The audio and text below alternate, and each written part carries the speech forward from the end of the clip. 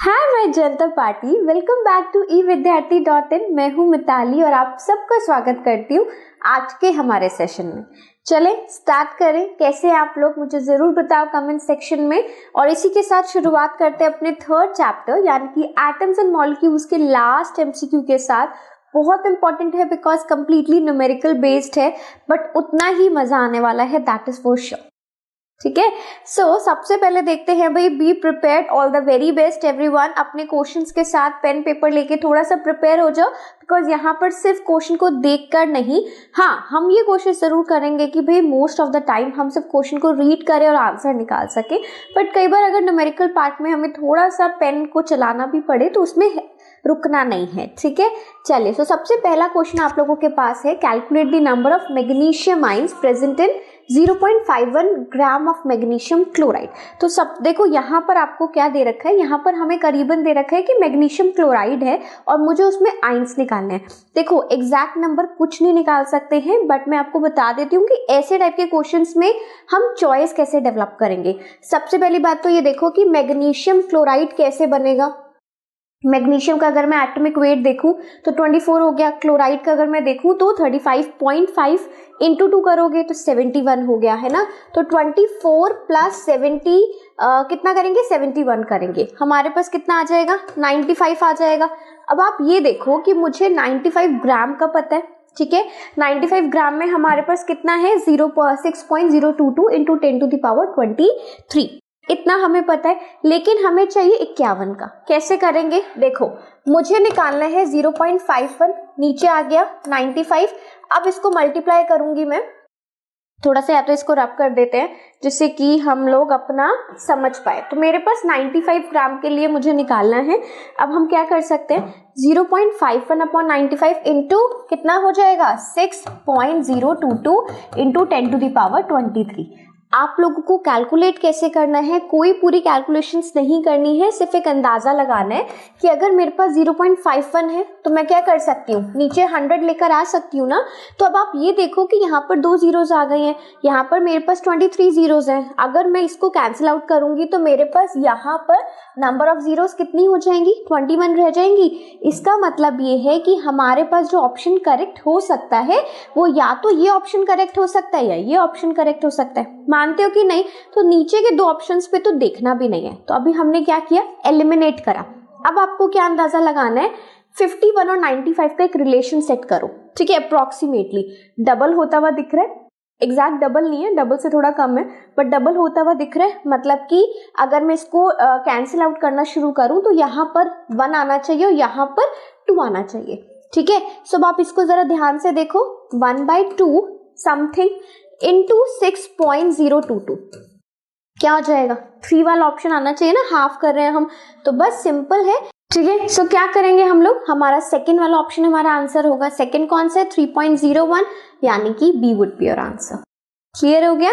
सो बस इस तरीके से हमें कैलकुलेट करना है, बट कैलकुलेशन में ज्यादा फंसना नहीं है। कोशिश ये करनी है कि आप कितना मतलब इफेक्टिवली फटाफट से कैलकुलेशन कर सकते हो, अंदाजा लगाओ और आगे बढ़ जाओ। ओके चलो अब नेक्स्ट क्वेश्चन देखते हैं। इसी तरीके से अपना प्रेजेंस ऑफ माइंड यहाँ पर भी यूज करना है आपने।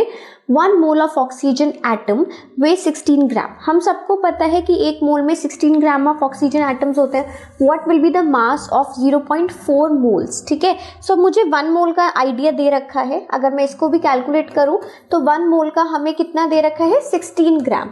हमसे पूछा क्या है, 0.4 का पूछे, तो हम क्या करेंगे, सिंपल है, एक का मुझे पता है, ज्यादा का या कम का जिसका भी मुझे निकालना है, आप इसको क्या करो, मल्टीप्लाई कर दो। 16 से मल्टीप्लाई करोगे ना, 4/10 आपको दिख रहा है, कैलकुलेट कर सकते हो।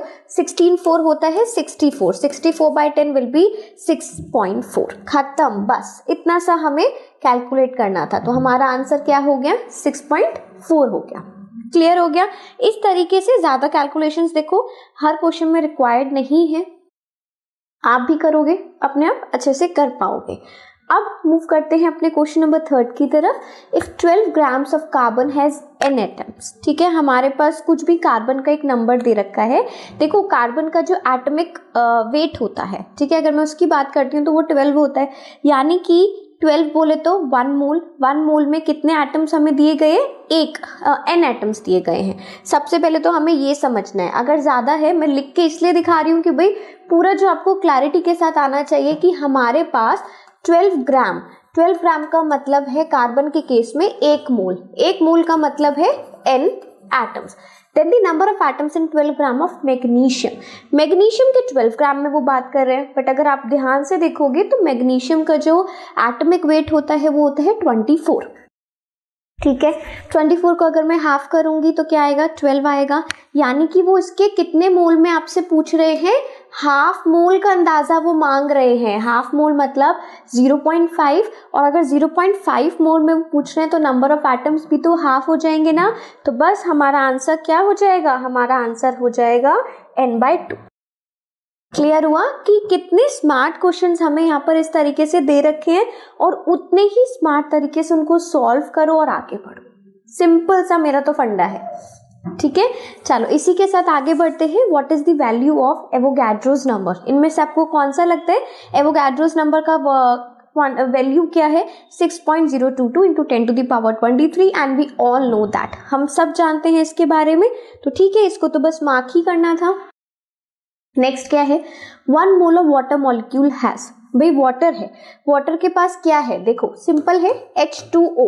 वाटर के पास 2 हाइड्रोजन है और 1 ऑक्सीजन है। अपने उसको देख लो, ऑप्शंस को देख लो। अगर मैं वेट अगर मैं अपने सारे ऑप्शंस आपके सामने रखती हूँ तो भाई अपने ऑप्शंस को देखो। 2 मोल ऑफ ऑक्सीजन है, 1 मोल ऑफ हाइड्रोजन है, 2 मोल्स ऑफ हाइड्रोजन है, या फिर 2 मोल्स ऑफ, अच्छा इन्होंने सेम कर दिया है, मुझे लगता है यहाँ पे कुछ गड़बड़ होगी। ठीक है, ओके, सेम नहीं करा है, ये बहुत इंपॉर्टेंट है। 2 मोल्स ऑफ हाइड्रोजन एटम है या फिर 2 मोल्स ऑफ हाइड्रोजन मॉलिक्यूल है। भाई मॉलिक्यूल का 2 मोल नहीं है, सिंपल है 2 मोल ऑफ हाइड्रोजन एटम्स है। ठीक है ना, molecule is a different thing then. तो इस वजह से बहुत ध्यान से अपने ऑप्शंस को चूज करना है और लगाना है उनको। ठीक है, आगे बढ़े, फॉलो कर पा रहे हो आप लोग? अगर कहीं पे भी आपको ऐसा लगता है ना कि न्यूमेरिकल में हमें थोड़ी मेहनत की जरूरत है कुछ भी, तो मुझे बताया करो। यहाँ पे कमेंट सेक्शन में बताओ कि मैम इसमें नहीं समझ आया है। एक तो आप उसको फिर से एक बार रिपीट करके देख सकते हो, बट अगर आप मुझे कमेंट सेक्शन में बताओगे then also I can help you there. ठीक है ना, चलिए सो आगे बढ़ते हैं। How many atoms does 1 molecule of phosphorus contain? अब यहाँ पे आपसे पूछा है कि अगर मेरे पास 1 मोल है फास्फोरस का, फास्फोरस क्या होता है, फास्फोरस का एक मॉलिक्यूल होता है विच इज P4, तो उसके 1 मोल में कितने होंगे, P4, यानी कि 4 एटम्स हो गए, 4 इंटू, क्लियर है ना, सिंपल सा आपको क्वेश्चन दे रखा है, कंफ्यूज नहीं होना है। मॉलिक्यूल की बात करी है तो उसको उसी के हिसाब से नंबर ऑफ एटम्स आपसे पूछा गया है। अगर मॉलिक्यूल पूछा होता ना तो 6.022 इंटू 10⁻23 आपका आंसर होता, बट क्योंकि आपसे पूछा गया कि नंबर ऑफ एटम्स बताइए, है ना, तो आप उसको क्या करोगे, उसके 4 इंटू 6.022।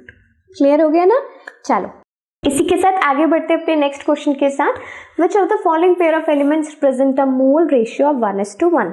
इनमें से कौन सा पेयर आपको 1:1 का रेशियो रिप्रेजेंट कर रहा है? अब देखो क्वेश्चन थोड़ा सा अटपटा है बट उतना ही आसान भी है। 1:1 का मतलब है कि आप ऐसा कोई एलिमेंट यहाँ पर ढूंढने की कोशिश करो जिसका मॉलिक्यूलर वेट का कंपेरिजन हो रखे। For example 20 gram of sodium and 20 gram of calcium. अगर हम ध्यान से देखेंगे तो भाई कैल्शियम का 20th ग्राम उसके मॉलिक्यूलर वेट से रिलेटेड है, बट सोडियम का 20 ग्राम किसी भी उसके एटॉमिक वेट से रिलेटेड नहीं है। क्यों? क्योंकि सोडियम का वेट होता है 11। ठीक है, और अगर हम उसको डबल करते हैं या उसका हम वेट निकालते हैं तो वो आता है 23। तो कोई रिलेशन हमें सेट होता हुआ नहीं दिख रहा है। इसी तरीके से अगर आप और ध्यान दोगे 7 ग्राम ऑफ नाइट्रोजन रिलेटेड है, ऑल्दो वो भी कंप्लीटली ठीक नहीं है, बट सोडियम का 12 ग्राम से कोई रिलेशन नहीं है। इसी तरीके से 10 gram of calcium, 6 gram of carbon, फिर से कोई रिलेशन नहीं बन रहा है। बट अगर मैं अपने लास्ट ऑप्शन को देखती हूँ तो उसमें आपको गिवन है 14 gram of nitrogen and 24 gram of magnesium. 14 gram of nitrogen का क्या मतलब है कि उसका एटॉमिक वेट आपको दे रखा है, N2 एक एटम है, ठीक है ना, मॉलिक्यूल है बेसिकली नाइट्रोजन का, तो उसका जो उसका अगर मैं एटॉमिक वेट लेती हूँ तो 14 हो जाएगा, 7th एलिमेंट होता है। सिमिलरली मैग्नीशियम 12th एलिमेंट है, अगर हम इसके एटॉमिक वेट की बात करते हैं तो वो भी 24 हो जाएगा। तो 1:1 के रेशियो में कौन सा ऑप्शन रहा आपका? Option number 4। क्लियर हो गया? चलो, सो ये क्वेश्चंस काफी इंपॉर्टेंट इसलिए ही मैंने आपको बोला था बिकॉज अलग अलग टाइप के क्वेश्चंस आपको एमसीक्यू फॉर्मेट में देखने को मिल रहे हैं। सबसे बड़ी बात है ना, इतने सारे क्वेश्चंस मैं आप लोगों के लिए लेकर आई हूँ सो दैट कि भाई 4 डालें हम, तो सच में इतनी अच्छी तैयारी हम लोगों की होने वाली है। चलो अब देखते हैं अपने नेक्स्ट क्वेश्चन को। The number of moles of oxygen atom in 2 moles of nitric acid. Nitric acid का फॉर्मूला क्या होता है? HNO3। बहुत सिंपल है, इसी से हिसाब लगा लो बस। यहाँ ये 1 मोल के बराबर है, 1 मोल में आपके पास 3 ऑक्सीजन एटम्स है ना। आपसे पूछा है number of moles of oxygen in 2 moles. अगर मैं इसका डबल कर देती हूँ तो वहां पर ऑक्सीजन भी डबल हो जाएगी, यानी कि 6। तो आपका आंसर क्या आ जाएगा? 6 आ जाएगा। तो let's find. Okay, so last option हमारा है 6। क्लियर है? चलो इसी के साथ आगे बढ़ते हैं। What is our next question? Identify the symbol use to represent Avogadro's number. So इनमें से जो आपको 4 ऑप्शन दे रखे हैं, इसमें से कौन सा सिंबल है जिसके थ्रू आप एवोगैड्रोस नंबर को रिप्रेजेंट करते हो? भाई एक ही ऑप्शन है जो कि हमें बहुत क्लियरली दिख रहा है।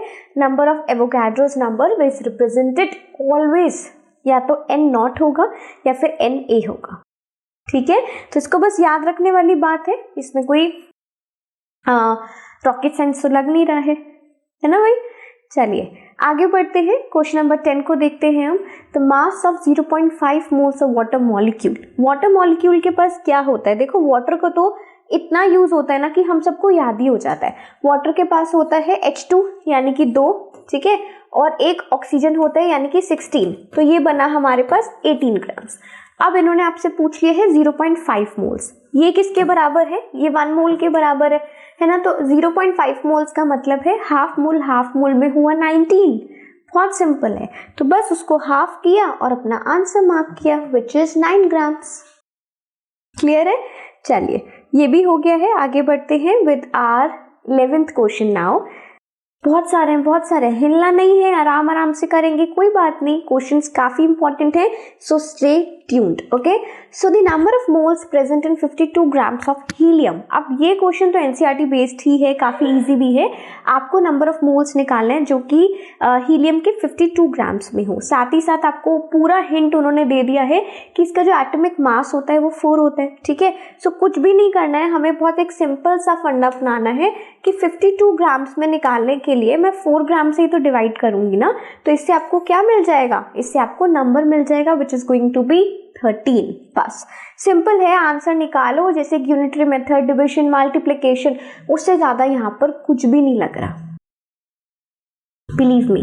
ठीक है, आगे बढ़े। चलिए, सो आपकी इजाजत के साथ हम लोग आगे बढ़ चुके हैं and we are on question number 12। क्या है इसमें? How many atoms are present in SO4-2, यानी कि इसकी वैलेंसी है, आयन है, तो SO4। ठीक है, तो हमें इसके अंदर बताना है एटम्स कितने हैं। कुछ भी नहीं है यार, सीधा सा इसको ऐड करते हैं। सल्फर 1 है, ऑक्सीजन 4 है, टोटल हुए 5 और इसलिए मेरा आंसर हुआ 5। बस, है ना।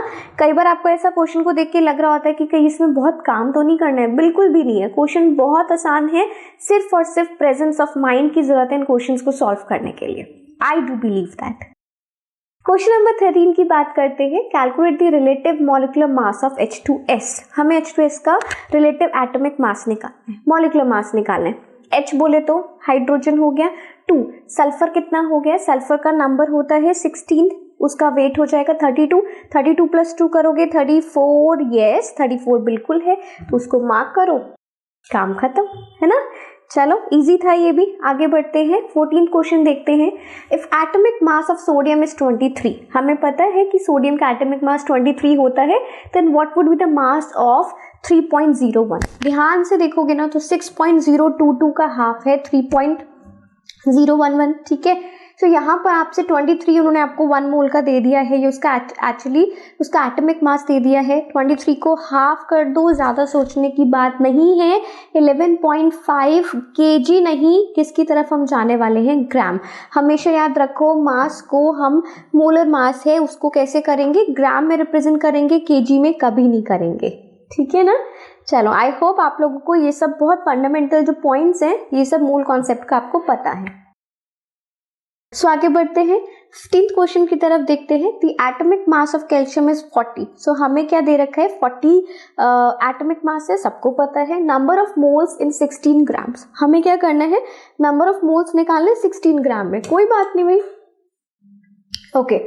सो 16 ग्राम में नंबर ऑफ मोल्स निकालने का मतलब है 16/40 मल्टीप्लाई नंबर ऑफ मोल्स निकालना है ना, तो इसको ही बस करो। नंबर ऑफ एटम्स अगर मुझे निकालने होते, पार्टिकल्स मुझे निकालने होते, तो मैं 6.022 लेती, ठीक है ना। तो यहाँ तो मुझे किसी चीज की नीड नहीं है। अब अगर मैं 16/40 करूंगी तो यहाँ पर ही क्या आ जाएगा, 4/10, मतलब कि 0.4 होना चाहिए। So okay we have the answer, good. So this is going to be 0.4 mole, ठीक है ना। आसान क्वेश्चंस हैं, काफी इजी क्वेश्चंस हैं, बट आपको करने की जरूरत है। प्रैक्टिस करते रहोगे तो ये क्वेश्चंस हमेशा इजी ही रहने वाले हैं। चलिए, सो नेक्स्ट क्वेश्चन देखते हैं। 1 मोल ऑफ मॉलिक्यूल में नॉट बी इक्वल टू, किसी भी एलिमेंट का या किसी भी मॉलिक्यूल का जो 1 मोल है वो किसके इक्वल नहीं होगा, क्या इसके, बट ये तो होता ही है ना। और इसी का आंसर आपको क्या दे रखा है, एवोगाड्रोस नंबर। बात एक ही है, सिर्फ लिखने का तरीका अलग है। एक आपको दे रखा है गिवन नंबर ऑफ पार्टिकल्स और एक आपको दे रखा है मॉलिक्यूलर मास। भाई 1 मोल जो है, मोल कॉन्सेप्ट में हमने एक बात को अच्छे से पढ़ा है क्या, मैं यहाँ पे लिख देती हूँ एक बार आपके लिए एक सेंटेंस, ठीक है। हमने ये समझा है कि आपका जो 1 मोल होता है, 1 मोल बराबर होता है एटॉमिक या फिर atomic mass of that element, या फिर एटॉमिक की जगह पे आप क्या कर सकते हो, molecular mass of that element, है ना।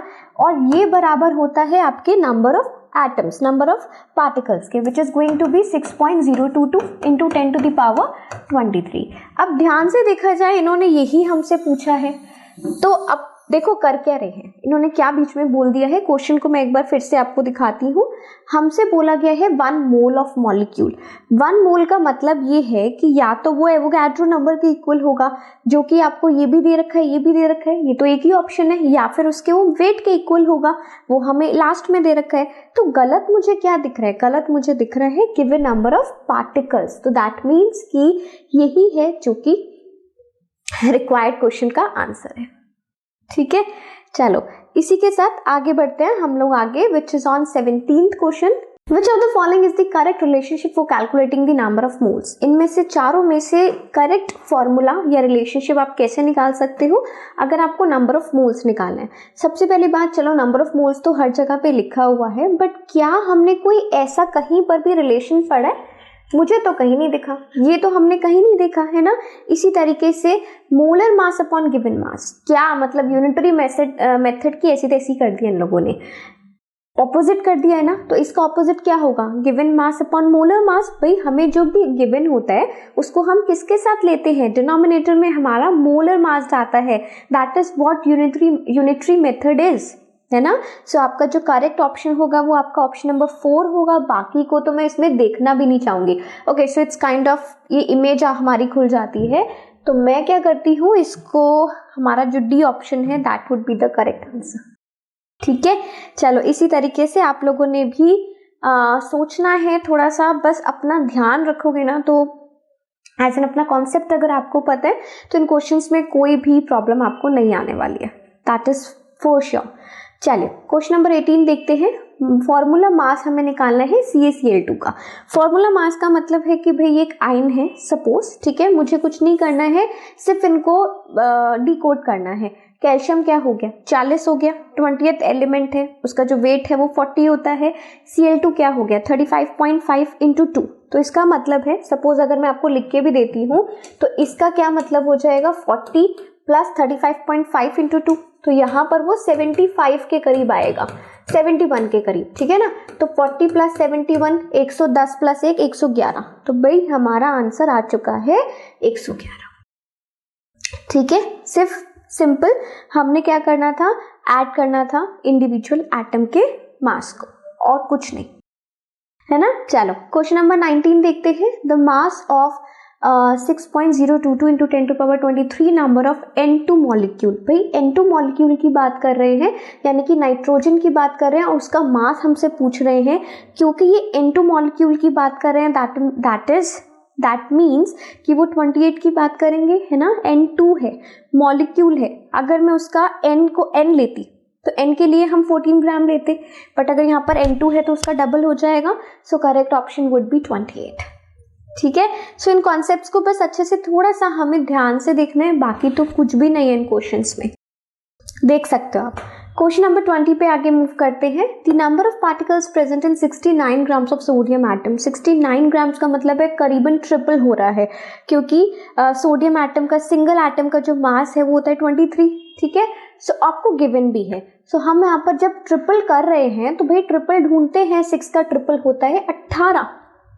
और कोई कैलकुलेशन करने की जरूरत नहीं है। 6 का टेबल अगर आप लोगों को आता है ना, तो बस उतना ही काम है, उससे ज्यादा इसमें कोई भी रिक्वायरमेंट नहीं है। चलिए नेक्स्ट क्वेश्चन देखते हैं। लास्ट 4 क्वेश्चंस हमारे रह गए हैं। यहाँ पर आपको एजर्शन गिवन है। एजर्शन में क्या है, एटॉमिसिटी ऑफ O3, यानी कि यहाँ पर ओजोन की बात कर रहे हैं, उसकी एटॉमिसिटी 3 हमें बताई गई है। रीजन क्या है, 1 mole of an element contain 6.022 into 10⁻23 atoms. मैं इतना फटाफट से इसको बोलती हूँ ना, इतना बड़ा नंबर है। तो भाई दोनों जो स्टेटमेंट है वो अपने आप में करेक्ट है, बट रिलेशन उनका कोई भी नहीं है। That is why we are going to choose option number B. मानते हो ना, अग्री करते हो, फटाफट से कमेंट सेक्शन में अपने आंसर्स मुझे बताते रहा करो। चलिए नेक्स्ट क्वेश्चन है नंबर ऑफ ग्राम मॉलिक्यूल्स। अगर हम 1 ग्राम मॉलिक्यूल का वेट कभी भी निकालते हैं तो उसमें आपको बेसिकली किसका दे रखा है, SO2Cl2, सल्फ्यूरिल क्लोराइड का। ठीक है। सो मैं यहाँ पर एक बार आपका सही फॉर्मूला लिख देती हूँ, SO2Cl2। ये जो फॉर्मूला है इसका आपको ग्राम मॉलिक्यूलर दे रखा है विच इज 0.1।